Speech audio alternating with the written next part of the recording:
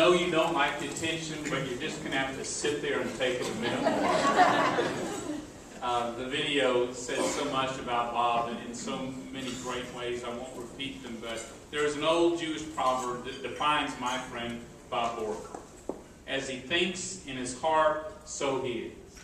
Everything Bob does comes from his heart. Whether it's in business, whether it's helping the community, whether it's giving voice to those who don't have it, Bob's there. What I love about him is he doesn't think he's a leader. If you ask him right now, he will tell you, right, Jane? That he doesn't believe he's a leader, but the fact of the matter is, when he's in meetings like you and I are, when he's listening to concerns in our community, when someone raises a problem that has to be tackled, Bob can hardly wait to end the meeting to go act, to do something. He sees a problem and he goes for it. And he cajoles, he pushes, he confronts, he holds you accountable. Why aren't you doing your job to solve this problem? And that's why he is a leader and a unique one in our community. I want to thank you, Bob, for never giving up. Even the most difficult of economic times, even the biggest challenges our region, our state, our nation face, you don't. Thanks for making our community healthier and happier through your commitment to veterans and MHMR. And again, thank you for being a voice for those with no voice. When you were 18 years old, at your first job at Chuck's Steakhouse in Tustin, California, where you started, and then we were blessed that you came to Houston. I can't imagine Houston without you.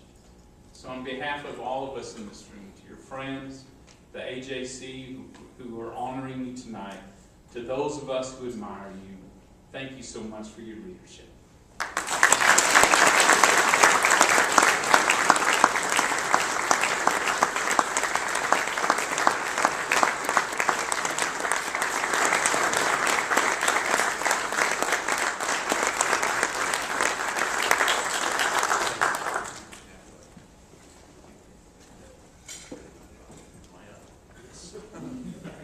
Thank you. Wow. I have so many friends here tonight, and before I make a quick remark or two and thank everybody, I want to say special thanks to all the elected officials who are here tonight. It's interesting and just amazing to me. So many of you are here. I consider you my friends, and I appreciate it very much. You're making me look great in front of my kids. I'll never forget that. I want to discuss the music of my life. One of my earliest memories as a very small child, maybe even as an infant, was the baby grand piano in my home in Middletown, New York, playing with my mom, singing along with it. It's a great memory and evokes certain feelings that bring me back to that place and that time. We all have those memories that are brought on by music. Sometimes music evokes sadness, and sometimes the music evokes anger or happiness.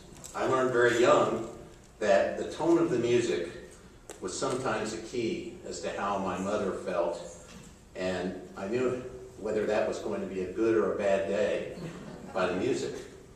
Particularly remember, for instance, when my maternal grandfather died when I was very young. Very traumatic for my family, and my mother played the piano all day. It was interesting and sad. But sometimes it was melodiously happy, and it really made me want to just float into the ether, like the day that we moved from Orange County to New York to Orange County, California, when I was 7 in 1963. Pardon me. I'm receiving an award tonight for my efforts and my abilities in the area of human relations. Before I thank everybody here that really deserves to be thanked, I want to thank my mother, who passed away far too young in her early 50s, younger than I am today. She was a singer and a nurse and a single mother. She faced just incredible adversity trying to pursue a musical and performing career, raising 2 children in her 20s and 30s. My younger sister, who's here today and flew in from Anaheim, California, and I witnessed the highs and lows of that effort, from her appearing on the Johnny Carson show and having her own record album, to being so incredibly poor that she literally couldn't feed us.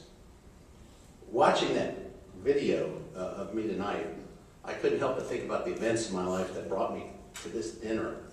And I've been thinking about it ever since Mike and Randy first came to visit me.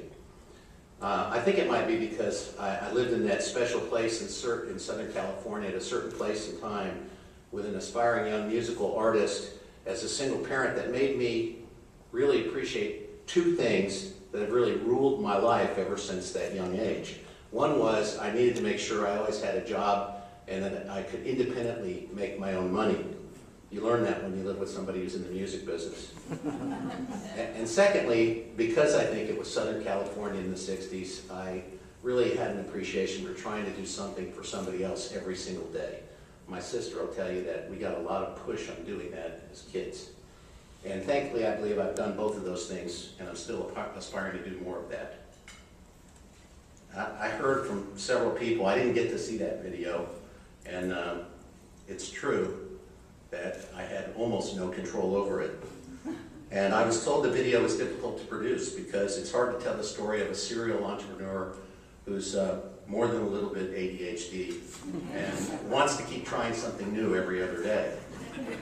I started my first business using the proceeds from my first job, which was actually when I was 11, to buy a 1965 Chevy Impala. I paid $65 for it. It did run, kind of.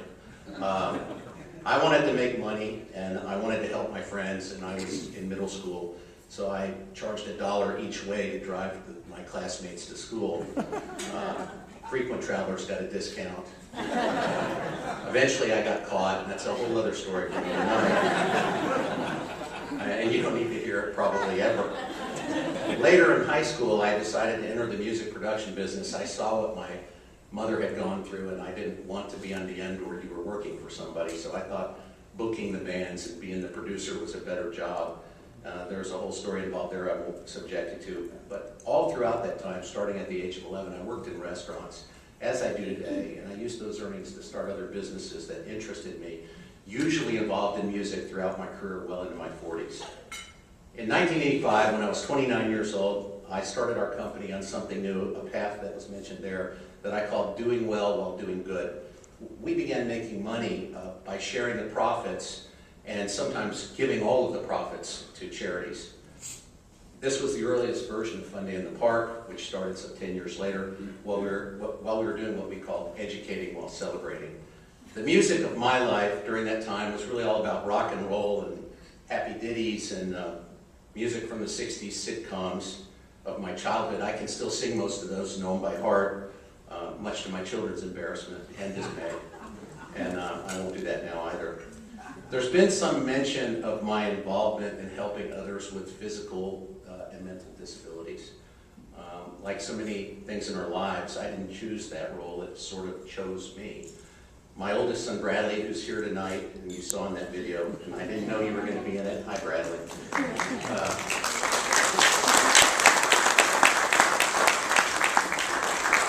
Thank you very much, Bradley. When he was 3 years old in 1988, he was stricken with a terrible illness which caused some damage to his brain and makes things difficult for him. This began an arduous, expensive, you don't have to stand up. You can sit down now. You'll get your turn, have a seat. Thanks. This began an arduous and expensive multi-year, actually multi-decade journey into the world of physical disability and medical insurance. This happened the exact same month that my two twins, Brent and Blair, also here tonight, were born. Both proud graduates of the University of Texas in Austin. Brent is teaching teenagers computer animation, and Blair works for one of the largest public relations firms in the world after just leaving a stint with Senator Hutchison. Thankfully, they're both fine, and they're great young adults, and I'm very proud of both of them. So the music kind of turned sad for me, and it was bleak for a number of years. I think both Congressman Brady and the video kind of alluded to that. But I learned, and I'm here to tell you tonight, that the music's not always external. The music is also internal. I learned that from the woman that I spend every day and night of my life with, Jane Cummins, whom you also saw in the video. that one can change the music, and it can be done by letting go of the cacophony of noise that the world brings into your life, and particularly when you're dealt with something that you think you cannot manage or deal with. Since I met Jane, and she helped me to understand that, the music of my life is now mostly internal. I really don't need to own an amphitheater anymore, or create the biggest outdoor music concerts in the country, because I hear that music from the inside, and I'm really content. And I want to say thank you to Jane.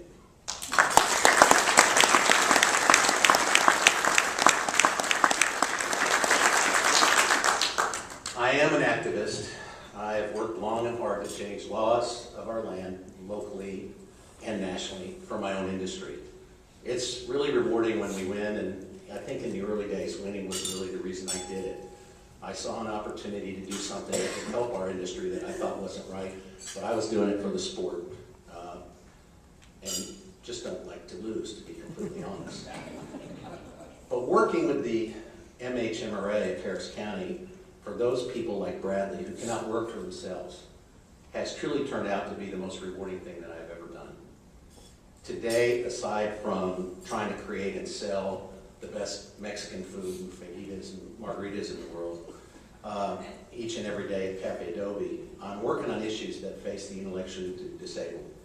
I am trying to reform the immigration laws of America, following some great leaders like Charles Foster.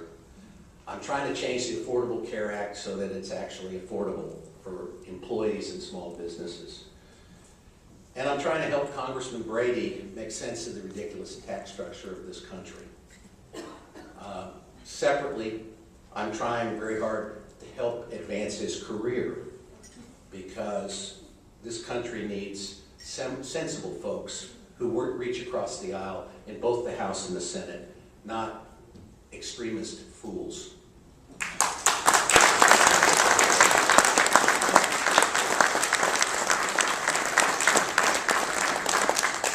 So I kind of warned Randy and Mike, if you ever do put me up in front of a group, and I do this mostly in meetings, I have to say you can do the same thing.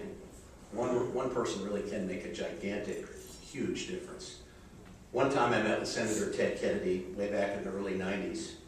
He made a phone call in my presence that radically changed the future of my son Bradley and his entire family. One phone call. The people in this room, you, can affect change so easily, and it doesn't always require money. I know we all get tired of being asked for money for various causes. It doesn't always require money. It requires a relationship with a person of influence, a human relationship. That's why I like this award. Chris commented in that video, and thank you, Chris, said I'm a great networker, and he's been telling me that a long time. And it is true that I think that if you pay attention to the relationships between people, you can get amazing things done. I love the fact that I've built a network of friends who make wonderful things happen, and I love to thank them. Tonight's not about me, it's really not, it's about my friends. Many of you are here tonight, and I want to say thank you to you. So, then to the AJC. Mike Nichols and Randy Zarlinski. How you guys found me to give this award still remains a mystery to me. I have not sought recognition, and I sincerely appreciate this kind of recognition. I'm so honored, I really am, to join this incredible list of past recipients, several of whom are here in the room. I don't know where you're, there you are. To Jacob Monty, I just want to say how very proud I am of you. When I first met you as a young lawyer beginning in immigration practice, I was so impressed with both your intelligence and your sincerity, and I still am. That's why I recommended to Ted Kennedy right after that meeting that he invite you to testify in the Senate on behalf of the entire restaurant industry, which you did so very capably those many years ago. So thank you. Steve Bucksbaum has been my attorney for nearly 30 years. He's more than that, he's my friend. Thank you for what you said about me in that video. Kind and calm, things people often don't say about me. You're a great friend, and you give wise counsel, and I want to thank you as well for tonight. Chris, I met you when I was 19 years old. You weren't really much older, and I know you had not met Maria yet. I'm proud to consider you one of my oldest, if not my closest long-term friend. Chris he's a fierce competitor, but he's the kindest, most quietly charitable man that I know. And I want to thank you and Jacob and Steve for spending the time that you did on this dinner honoring a man like myself. Lastly, I want to thank the great love of my life, Jane Cummins, and my family, my 3 children, Brent, Blair, and Bradley, and my sister Sarah, who flew here from California. I just want to say I appreciate you all very, very much, and I thank you. And I want to close by telling you that today and tonight, for me, the music is just joyful. So thank you very much.